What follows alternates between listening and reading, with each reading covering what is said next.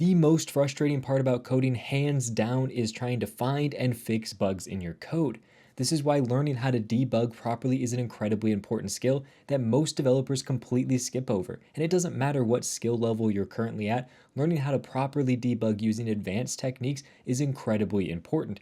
So in this crash course video, I'm going to teach you everything you need to know about debugging, from the absolute basics all the way to the most advanced concepts you need to understand in order to make sure that you can minimize the amount of time you spend finding bugs so you can spend more of your time writing code, which we all know is way more fun. Welcome back to Web Dev Simplified. My name's Kyle, and my job is to simplify the web for you so you can start building your dream project sooner. Now, since I'm going to be covering everything from beginner to advanced concepts in this video, I'm going to put timestamps in the description so you can jump around to the exact skill level you're currently at. Now, if you're an absolute beginner when it comes to debugging, the first important thing to understand is how you can actually use the tools that are given to you to debug certain problems that come up in your code. For example, in this code, I have some really simple stuff going on. I have a function called printName, takes in a first name and a last name, and it just combines together the first name and the last name. And down here, if I just pass in, for example, Kyle, and I pass in Cook, that should print out Kyle Cook. But when I save, you can see we're getting an error immediately, uncaught reference error, fit name is not defined, and it gives me some other information after that. Now we'll get to that in just a second. I want to finish understanding what the rest of the code does. This next function is called print n times. All it does is you pass it in how many times you want to print something and the thing that you want to print, and it should print that thing that many times. So as you can see down here, I'm calling that, passing it in 5 and the value high, so it should print out high 5 separate times. And then finally, I just have a simple event listener on my document, so every time I click on it, it should print out clicked. Super straightforward, but for now, you can see we have this error. So immediately when you get an error like this, the most important thing to look at is going to be this top line message right here, which tells you what the error is. In our case, it's an uncaught reference error. And here's a little bit more information on what that particular reference error is.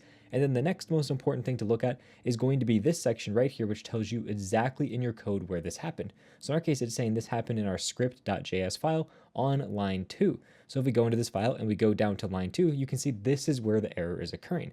Now, without any more information, it's kind of hard for us to tell what's going on. But if we look at this uncaught reference there, it says fit name is not defined. So that means this fit name variable is not defined, but is trying to be used.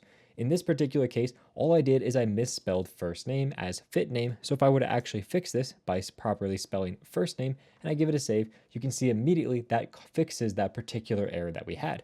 So I bring this back. The most important thing to look at anytime you get an error message is going to be where that error message occurred. So this gives you the exact line number, and also looking at exactly what the error message tells you is happening. Also, if that isn't enough information, it'll also give you more information on exactly where it's called. If it's nested inside like 7 different functions, so if you call like print age and then call print name and then call something else after that, it'll tell you the exact order of all these events in this section down here. In our case, we're calling just one function, so that's why you can see it has one line here for our function and then one line for our main script file, and that's all that's happening. As you can see, this is saying on line 17, which as you can see is essentially where we're calling that function. And if we had more nesting, we would have more entries inside of this telling us exactly the order of all that nesting. So that gives you a high level information of what to look for. Now let's go back and fix that error again, and we'll notice we have another bug, but this one doesn't actually show us an error. And these are by far the hardest to actually debug, because usually an error message is good at telling you what's wrong, but if you don't get an error message, it means something's wrong with your code, most likely because of how you wrote it. So in our case here, Kyle Cook is printing out exactly like we expected to. But right here, we're calling print n times, and it should print out the value high 5 separate times, but instead it's printing out 5 separate times. So clearly there's something going on inside of our code.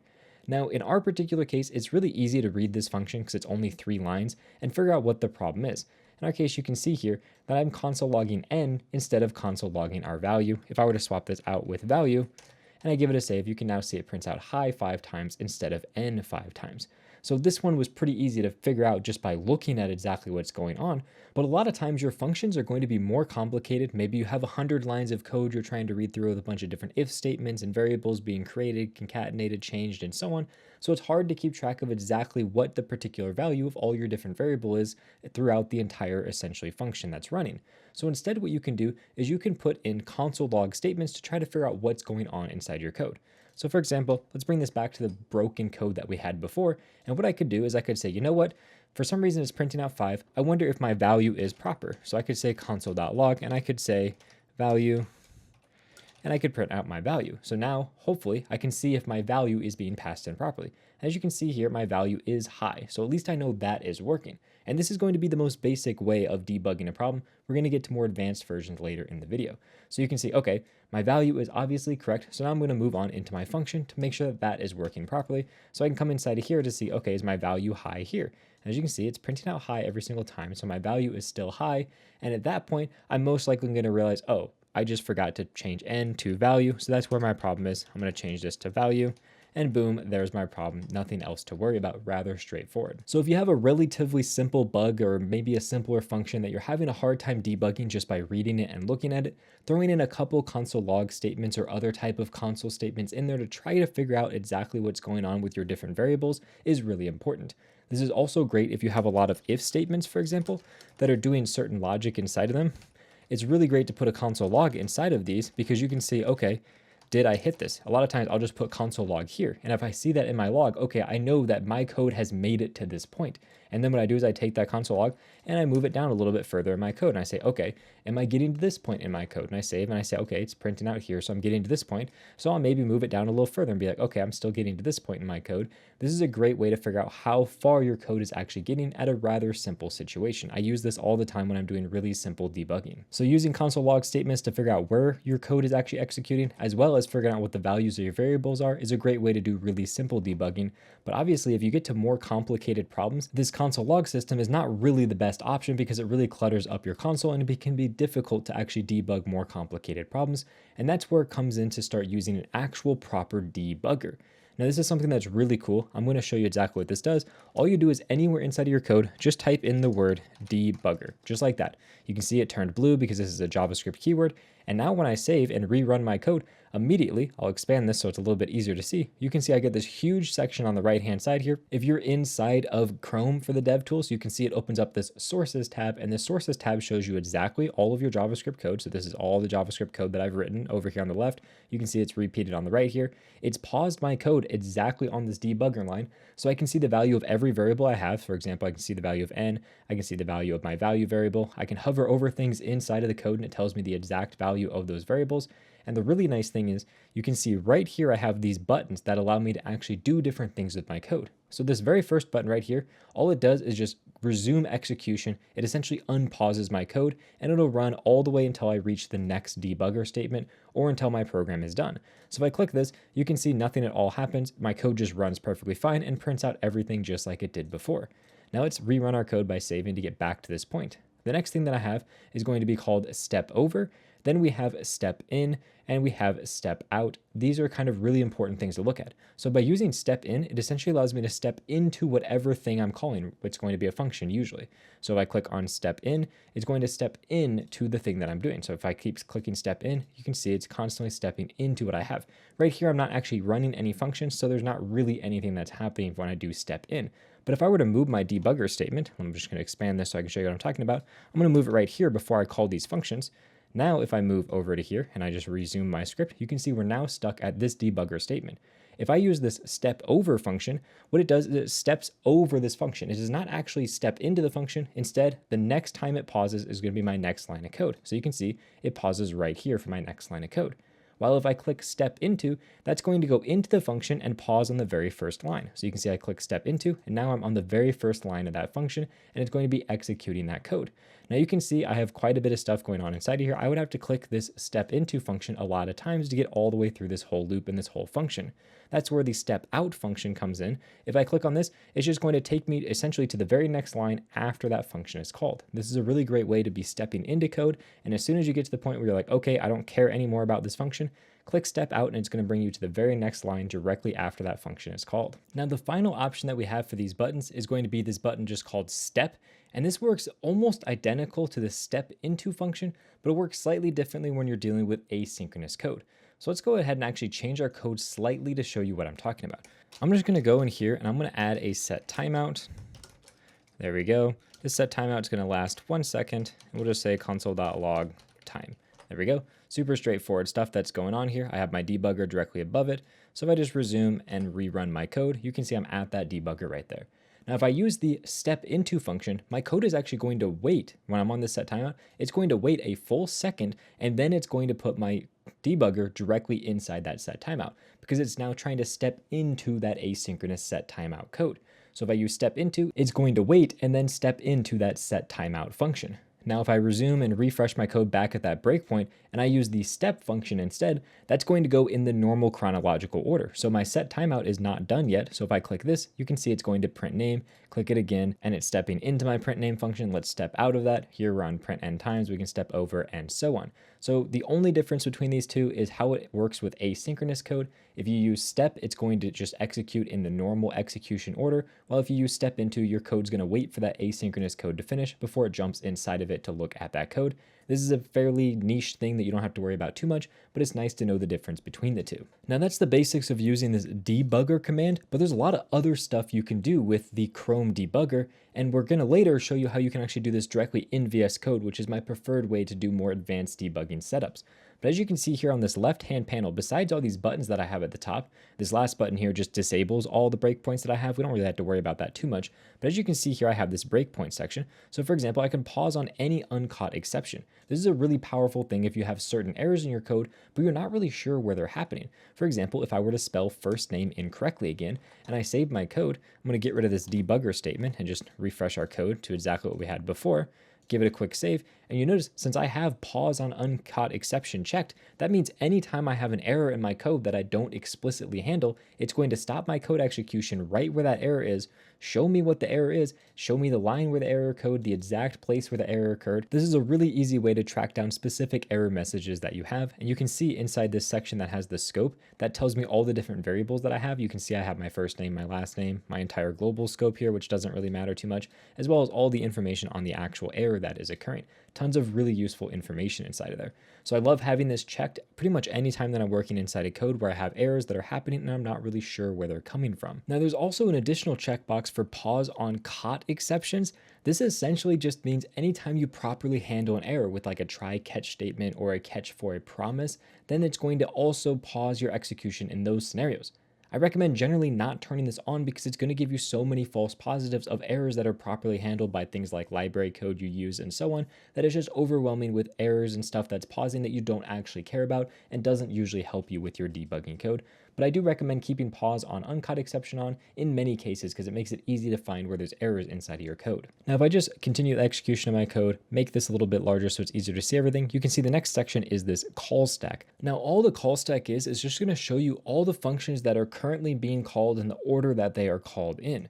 So in our particular code, let's modify it a little bit. So we have a function called main, and inside that function that's called main, we're going to call print name.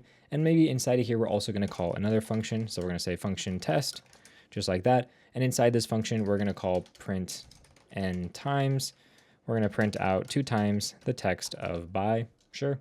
And inside of here, we'll call test as well. So we have all these different functions in this particular order.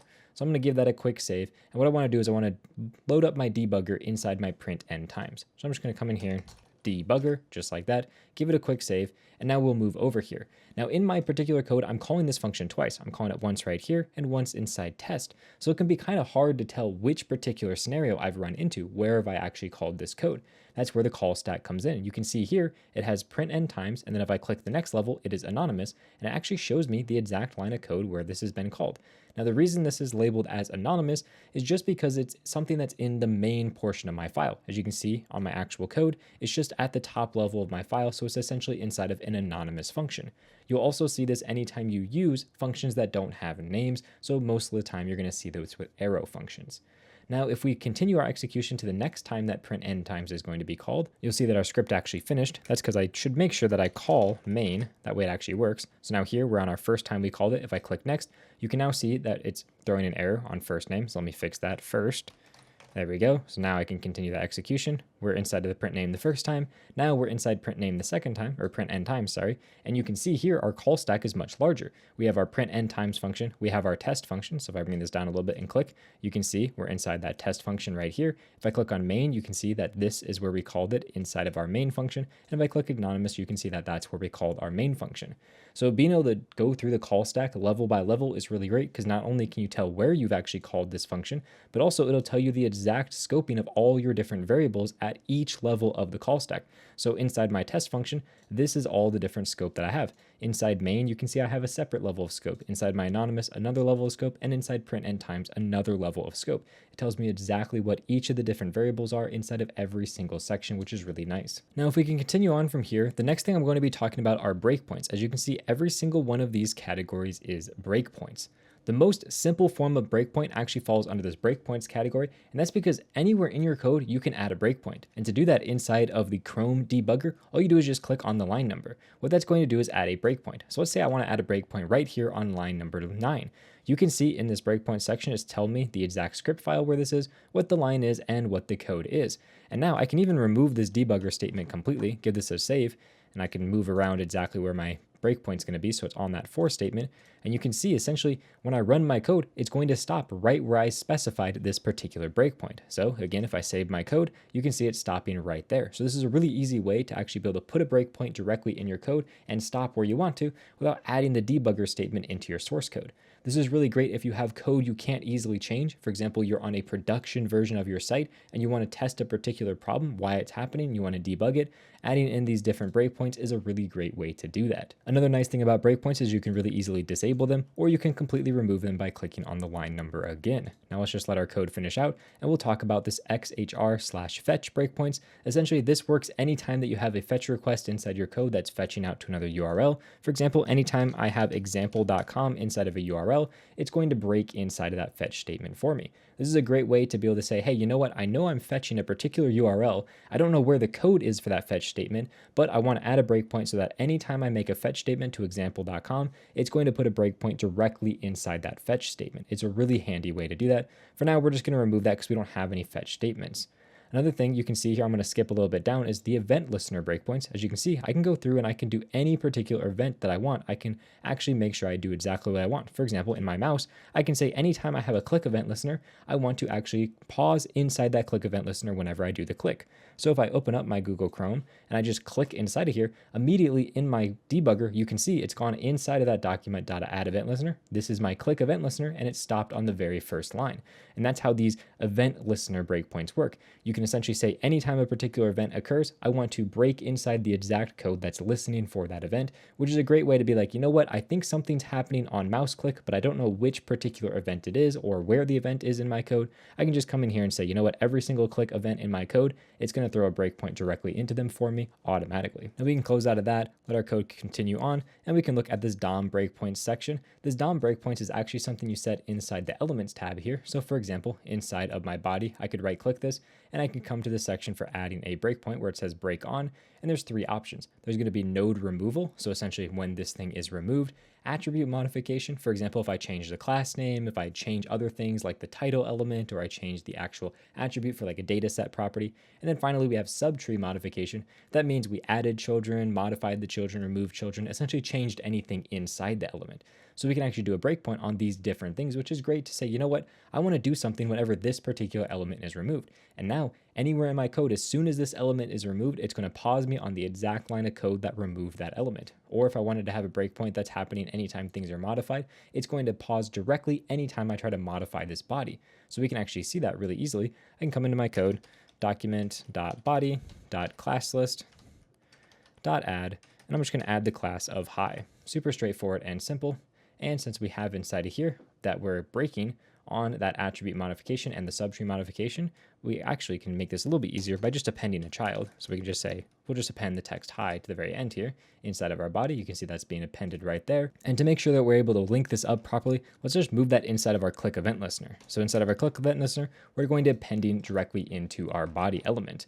So now what we can do is we can open up our Chrome browser.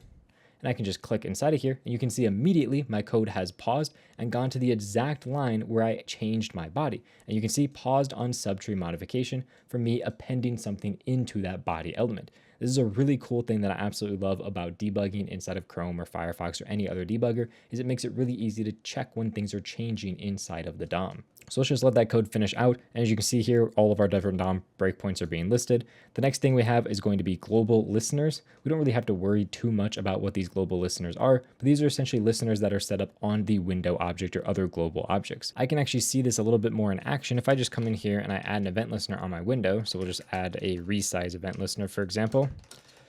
Doesn't even matter what the code inside of here does, but now you can see we have that resize event listener, and I can click on it and brings me to the exact line where that is. So it's an easy way to see things that are happening on the exact global scope.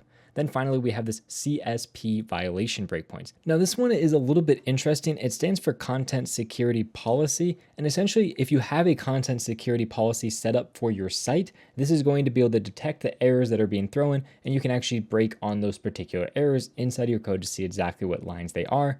I don't have any content security policy set up for this. It's something that you're going to see a lot more in like larger sites and larger teams. So for the most part, you probably don't need to worry about this particular option, but the other options inside of here are all incredibly useful. Now, the final thing I want to talk about with this particular page of the Chrome debugger is the watch tab. So right next to scope, we have this watch tab, and inside of here, I can click the plus button and just type in any variable name that I want. For example, I can type in first name just like that.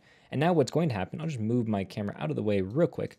You can see that essentially it's going to give me the value of the first name variable anywhere inside of my code wherever I am. So if I put a debugger statement, for example, inside of here, there we go, got a debugger, come over to here and I refresh my code, you can see, make sure I get rid of that pause on caught exception, that first name right here, if I hover over this, is set to Kyle, because inside this code, first name is Kyle.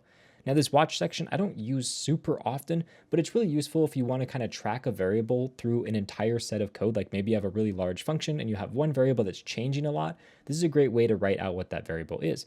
But you don't have to just write out a single variable. For example, I can write out my own JavaScript expressions. For example, first name and last name combined together. And you can see it's printing out Kyle Cook as the value for that particular code. So this is a really great way if you want to have more complicated things where you check the value of certain variables or check like certain if statement values. Things like that are really good for this watch section. But I generally find myself I don't use it too much because I can just use this scoping section to get all the exact same information. Now I'm going to come back to this Chrome debugger in a little bit because I want to talk about some of the other tabs like the network tab, which is incredibly useful. But I also want to show you how you can actually take all these powers that you have in the Chrome debugger and get them directly inside of Visual Studio Code. I'm going to completely exit out of that. We're going to open up full screen for Visual Studio Code, and I want to show you how you can debug everything directly inside of here, which is a much nicer debugging experience because you have your full code editor to work with and all the code is showing up directly inside of here. So the very first thing that we need to do is we need to go to this tab right here called Run and Debug. It should be the option essentially almost at the very bottom. So if we open up Run and Debug, you can see I have this Run and Debug command right here, and I want to click on that. And for my particular use case, I'm using Chrome, so I'm going to click Web App in Chrome because I'm creating a web application for Chrome. If you're doing Node.js, choose Node.js and so on. And you can even create your own custom scripts. But in our case, this is going to do pretty much all the work for us. Now, the first thing you need to put inside of here is the URL for where your actual site is running. Now, in my particular case, I'm using an extension called Live Server. This Live Server extension just essentially lets me host HTML files so I can open them up and actually view them, and it works on port 5500. So here, I'm going to change localhost to localhost 5500, just like that, and now it's going to listen for that 5500 port. And then all you need to do once you have that done is just go to that tab. You can now see I have this play button right here. I'm going to click that play button. You can see on my screen, it's actually opened up this Chrome window right here. And you can see at the top, I have this little bar that I can use to pause. I can step over, step into, step out of, all those same things that we're used to. And I can even restart my program from the beginning. And then I can end this if I want to. Now this is really great because I can go into my script, for example, and I can add in a debugger statement. Whoops, debugger, just like that, if I can spell properly. There we go. Give that a quick save. And now immediately it has paused me on that line because my program automatically restarts when I save. That's part of Live Server. And on the left-hand side, it's a little bit small font, unfortunately. I'll zoom in a little bit so it might be slightly easier to see. But you can see here, I have all of my scoping, all my different variables, my global scoping, everything that I could possibly want to see about everything. I have a watch section where I could, for example, watch particular variable names, and I can even do expressions. For example, I can just copy this expression, paste it into here, and now you can see I get the combination of first name and last name. I get the entire call stack showing up right here, and I can jump to the exact lines where all of those different things are being called. If I minimize these values down a little bit, you can see I have my, not my call stack, my loaded scripts. These are all the different scripts that are being currently loaded. You can see I have all my breakpoints with the exact same checkboxes. And if I wanted to add a breakpoint, all you need to do is just click off to the side here. You can see this little red dot is going to appear off to the side. Just click on that and boom, now we have a breakpoint being added. And we even have our event listener breakpoints. This is all pretty much identical to what we had when we were working inside of Chrome. I'm going to move my camera back to the corner just to keep it out of the way so you don't have to actually see it. And what we can do a little bit fancier here than some of the other stuff that we could do in Chrome is if I just let this continue all the way through, is we can actually add in fancier debug breakpoints. For example, I can do a breakpoint like this, and if I restart my program, boom, it's going to be right on that line. Pretty self-explanatory.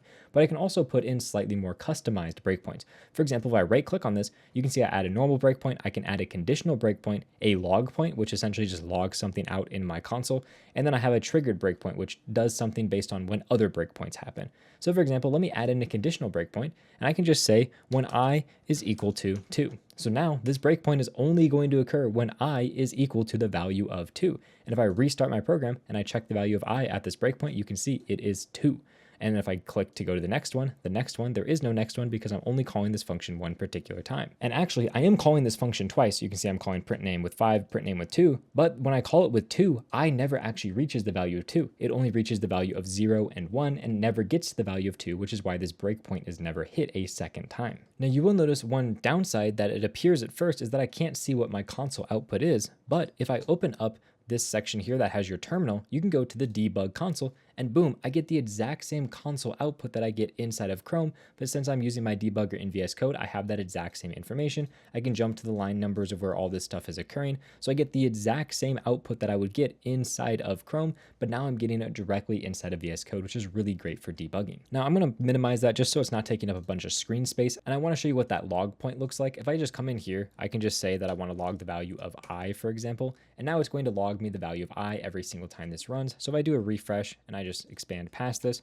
open up the debug console, you can see it's printing out I a bunch of times. Obviously, I want this to print out the value of I, so if I just put it in brackets like this, it'll actually use the variable itself. So now if I refresh this and I make sure that I move that debugger to the correct point, so I'm going to just remove this one, I'm going to put it on this line in particular. So I'm going to just remove the breakpoint that we have here, add in a log point, logging out the value of I inside of here. And now if I just let this continue all the way through, you can see it's printing out 0, 1, up here it's printing out all the way up to 4. It's essentially just counting all the way up for me. I'm going to be honest, I don't use this particularly often just because I can throw in a console log statement relatively easily, but this is nice if you need to add in a particular thing inside of your code to log something without muddying it up with a bunch of console log statements.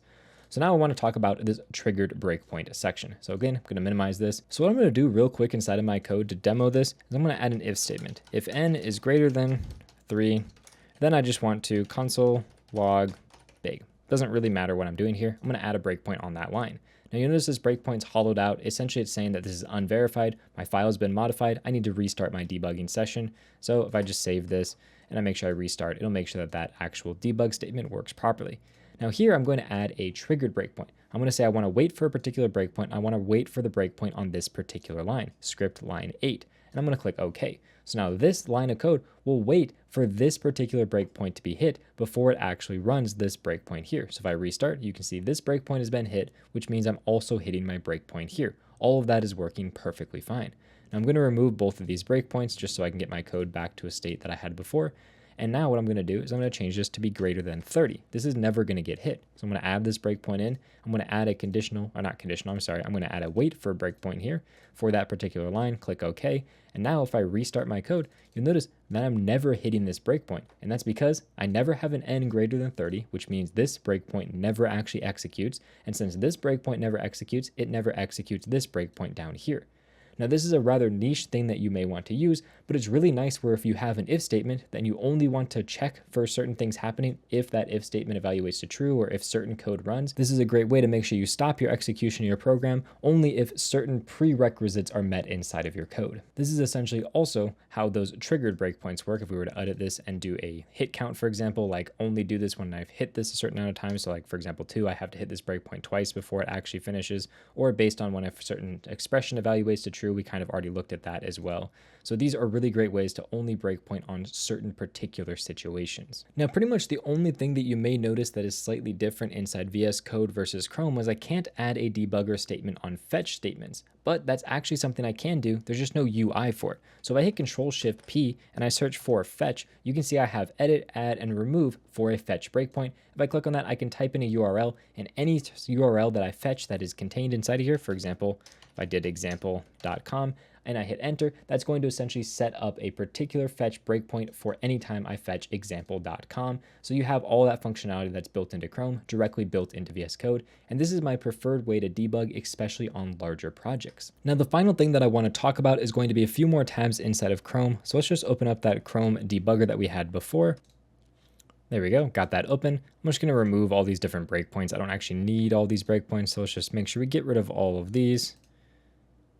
There we go, just so we don't have weird breakpoints showing up. So, and we're gonna go to the network tab here. This is probably the next most powerful tab after the console, the sources tab, and the elements tab, because this allows you to see exactly what's being fetched every single time you actually fetch from your page. So what we can do, I'm just gonna put this off to one side, and on the other side, I'm going to have my document. So I'm gonna bring up my network tab, make it as large as possible. And in my sources section, I'm just gonna make sure I remove all breakpoints. I'm gonna click this to remove all the breakpoints. This essentially just disables all my breakpoints. So now we're on the network tab, and you can see inside of here, when I refresh my page, it shows me everything that's fetched. So I'm gonna clear this, click refresh, and now you can see exactly every single thing on my page that is being fetched. This is really simple for me. I have an HTML page, I have a script page, and since I'm using live server, there's a WebSocket connection. So when I save a file, it automatically refreshes.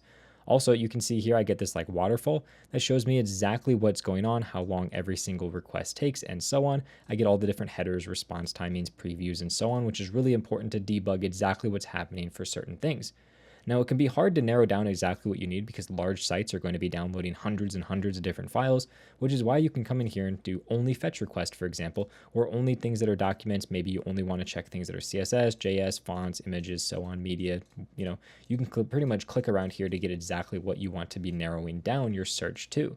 Also, if I just do a refresh again on this, you can search for certain things. So if I go back to all and I search for script.js, you can see essentially it's giving me only the things that match that script.js. Now, unfortunately, this isn't being super accurate right now with the actual things that are being shown up inside of this. When I like, for example, search for script.js, there's just a little bit of bugginess going on inside of here. I think it's because of how zoomed in I have my browser and other stuff that's going on. But normally these different elements for index.html and WebSocket, those actually wouldn't show up. Now, another really great thing about this tab that I absolutely love, if we just bring it back to essentially normal, is we have the ability to disable and enable in caching. I recommend having disable cache always checked when you're doing this. That way you can really test everything at the most optimal state to make sure you don't have any caching problems giving you issues. It's going to make sure it always fetches everything for you. Also, you can throttle to make your page slower. For example, fast 3G. If I were to refresh, it's now going to take much longer to actually download all the different files that I need. My page is relatively small. I mean, it's almost completely empty, but still, if you had a larger page, you can see that this is going to drastically slow things down for those different testing purposes. And the next tab I want to take a look at real quickly is the performance tab. I'm not going to go super in depth into everything inside of here, but essentially the main thing is you just want to click this record button right here. This is going to start profiling. Do whatever you want to do, click some buttons, whatever it is. I'm just going to do a full refresh of my page, doesn't really matter. And then you just click stop. And what's going to happen is it's going to break down exactly how long every single step of your entire process took for every single thing that happened.